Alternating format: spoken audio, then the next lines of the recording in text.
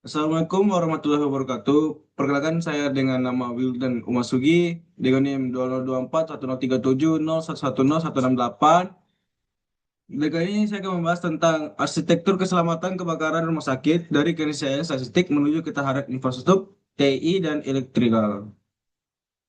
Nah, yang pertama kita membahas tentang ada tiga pilar yang kita bahas. Itu pilar pertama, pilar kedua, pilar ketiga. Pilar pertama sendiri itu adalah ancaman makro, yang dimana probabilitas fire hazard global, paradoks ukuran bangunan, dan kegagalan respons eksternal. Dan di pilar kedua itu ada realitas internal, yang mana ini akan membahas anatomi titik api, anomali waktu kejadian, dan dominasi beban elektrikal. Pilar ketiga itu kerangka solusi, yang mana implementasi standar nasional Fire Protection Association atau NFPA dan supresi clean agents untuk infrastruktur kritis. Nah, selanjutnya kebakaran, kepastian statistik kebakaran rumah sakit itu ada sekitar 57,6%, yang dimana probabilitas 57,6% ini adalah kebakaran dalam siklus 50 tahun operasional rumah sakit. Nah, probabilitas kebakaran tahunan rata-rata AFP itu adalah 0,017. Nah, seiring bertambahnya umur operasional, akumulasi risiko meningkat drastis. Kesimpulan makronya, insiden kebakaran bukanlah masalah apakah akan terjadi, melainkan kapan akan terjadi. Nah, paradoks. Aljinya sini adalah paradoks skala. Kapan rumah sakit menjadi terlalu besar?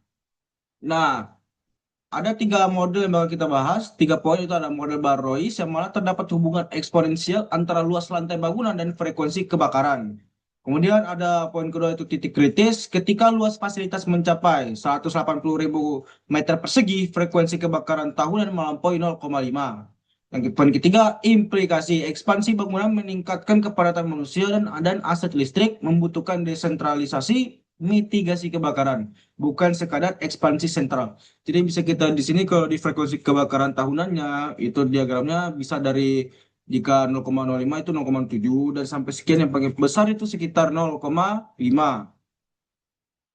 Nah, hambatan eksternal atau bisa disebut kegagalan waktu respons itu seperti berikut, seperti di gambar ini, zona kemacetan lalu lintas, itu stadium stasiun pemadam, rumah sakit, travel time-nya per detiknya dari hari ke hari.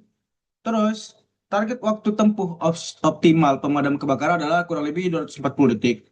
Nah, kemacetan lalu lintas perkotaan menyebabkan total average travel time atau TAT jauh melampaui standar, terutama pada jam sibuk. Jam sibuk sekitar jam 8 pagi sampai jam 18. Kapasitas penyelamatan eksternal tidak dapat diandalkan secara absolut. Rumah sakit harus memiliki kemampuan supresi api mandiri dan instan. Nah, katalis tidak terduga. Katalis tidak terduga protokol pandemi. Material mudah terbakar, tenda trias menggunakan nilon, poliuretan, dan panel insulasi sandwich. Karantina jalur luar, penguncian pintu keluar darurat untuk mengontrol pergerakan pasien, menghancurkan rute evakuasi. Lingkungan kaya oksigen, konsentrasi oksigen melonjak hingga 25,2% di ruang intensif, memicu material terbakar lebih cepat. Ini mengakibatkan resiko kegagalan struktural. Nah, realitas empiris, data 5 tahun kebakaran rumah sakit. Itu ada sekitar 76 insiden kebakaran dari tahun 2019 sampai 2023. 16 korban jiwa. Korban jiwa ini masuk dalam kategori mereka adalah pasien. 99 membutuhkan perawat medis akibat api atau asap. 19 kasus membutuhkan evakuasi darurat penuh. Epicentrum insiden berpusat di wilayah metropolitan dengan kepadatan tinggi, yaitu ada di Istanbul sebanyak 18 insiden. Nah, kemudian pemetaan titik api, anatomi kerentanan. Unit pendukung atau support unit ada 17 kasus. Area terlihat seperti ruang arsip, gudang medis, dan ruang panel listrik adalah titik awal paling kritis. Jadi bisa kita lihat di sini adalah pemetaan titik apinya. Mana yang paling bawah itu adalah titik paling kritis dengan diwarnai oleh warna merah. Itu ada ruang arsip, gudang medis, sama ruang panel listrik. Sama yang kedua itu ada di bagian sampingnya, yaitu klinik rawat jalan dan area luar. Itu dia masuk dalam kategori kuning. Kemudian ada yang ketiga, yaitu lantai paling atasnya 4 dan 5-nya, itu ada klinik rawat inap atau inpatient klinik sebanyak 12 kasus, area dengan risiko korban jiwa tertinggi karena imobilitas pasien. Jadi yang paling bawah itu paling mudah terbakar, yang warna merah itu paling mudah terbakar atau sering terbakar, dan untuk yang orange itu adalah dengan risiko korban paling banyak karena korbannya susah untuk bergerak keluar. Selanjutnya, paradoks waktu. Kapan api menyala? Nah, di sini ada mitos dan fakta, dan sudah pasti ada penyebabnya juga. Yang mana jika kita membahas bagian mitos, itu kebakaran mayoritas terjadi malam hari saat pengawasan minim. Itu termasuk mitos. Nah, ternyata faktanya 53% dari total 40 insiden terjadi selama siang hari. Ya, penyebabnya itu bisa lonjakan aktivitas operasional saat rumah sakit berada pada puncak aktivitasnya sendiri, tergantung penggunaan dengan banyaknya penggunaan mesin-mesin mekanis atau prosedur medis yang berjalan, itu bisa menyebabkan beban daya yang meningkat. Nah, tersangka utama itu infrastruktur elektrikal dan TI.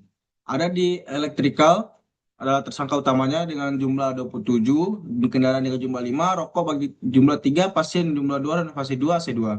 Nah, dari seluruh kasus dengan penyebab yang diketahui, kegagalan elektrikal adalah pemicu absolut nomor satu. Kegagalan listrik yang menjadi pemicu nomor satu kebakaran. Nah, untuk kelas C sendiri itu kelistrikan kebakaran yang melibatkan beban arus arus tinggi, panel distribusi, server TI, dan peralatan medis penunjang nyawa. Koneksi klinis rumah sakit modern bukan sekedar gedung, melainkan superkomputer yang merawat manusia. Lonjakan daya adalah ancaman fatal.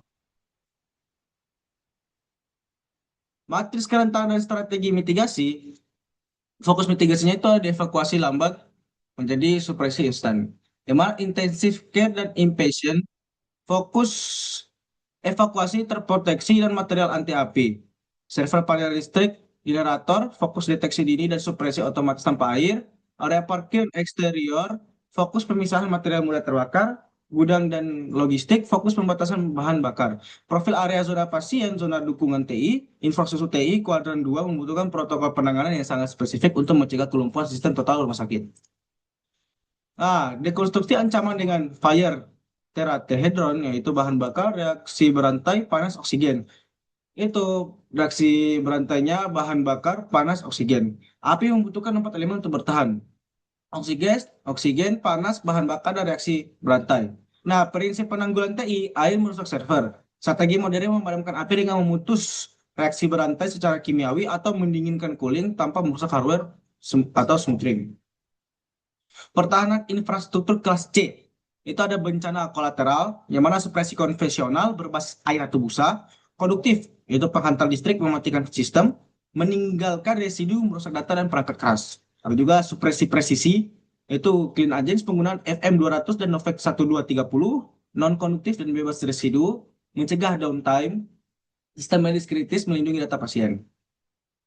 Harmonisasi standar internasional atau bisa kita sebut NFPA. Itu ada pendekatan OBBE menggeser fokus dari sekedar memiliki alat pemadam menjadi memastikan ketahanan infrastruktur digital. NFPA no, NFPA 704 sistem identifikasi bahaya universal. Health Vulnerable Instability Special Hazard. Skala 0 sampai 4 wajib untuk ruang penyimpanan zat medis atau kimia. NFPA 75 standar proteksi absolut untuk peralatan teknologi informasi dari panas, asap, dan rembesan air di lingkungan fasilitas kesehatan. Oke, terima kasih. Dan berikut ada jurnal-jurnal saya. Itu jurnal pertama itu Journal of Disaster Risks dengan Q yaitu Q3. Dan ada jurnal kedua itu Alexander Engineering Journal. Itu ada dengan masuk ke Q1. Oke, sekian dari penyampaian saya kali ini. Bila banyak kurangnya dan salahnya, apabila ada hal yang mengganggu, saya mohon maaf sebesar-besarnya. Lillahi taufik wal hidayah. Assalamualaikum warahmatullahi wabarakatuh. Nah, wes, Pak. Dan sini dan aku tak pakai tetap mudah enggak?